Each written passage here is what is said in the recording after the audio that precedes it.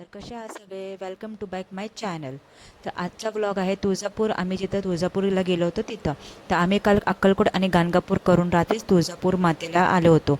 पण रात्र झाल्यामुळे आम्ही म्हटलं सकाळी दर्शन घेऊया. तर सकाळी लवकर उठून स्वच्छ होऊन हॉटेलमध्ये नाश्ता करून आम्ही आलो तुळजाभवानी मातेच्या दर्शनाला. तर इथे सगळं सामान वगैरे भेटत होतं. ओटीचं सामान, हार, फूल इत्यादी वस्तू पण इथे भेटत होत्या.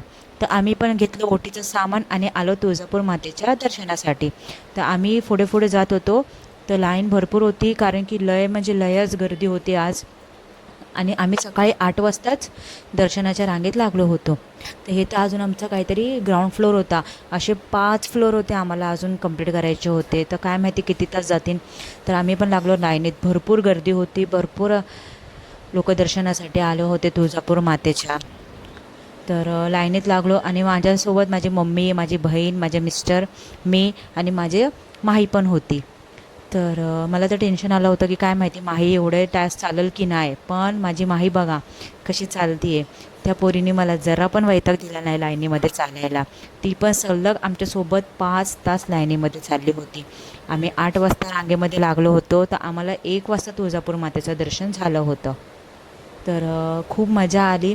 भरपूर वर्षापासून तुळजापूर मातेला यायची आमची इच्छा होती, पण योगच होत नव्हतं येणं.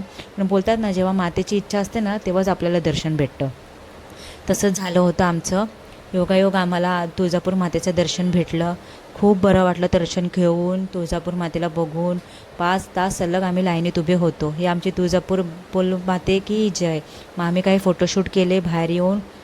बाहेर आलो. मग आम्ही गेलो हॉटेलमध्ये जेवायला, कारण की कंटिन्यू 5 तास लाईनीमध्ये लागलो होतं. भूक लागली होती. मग जेवलो वगैरे.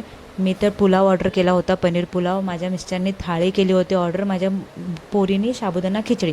जिकडं जाईन तिकडं साबुदाणा खिचडी आणि डोसा खात होती बस. तर खूप आवडलं आम्हाला तिकडचं जेवण. ते आम्ही सकाळी नाश्ता पण तिकडेच केला होता. ते हॉटेलच्या जवळच आहे हे.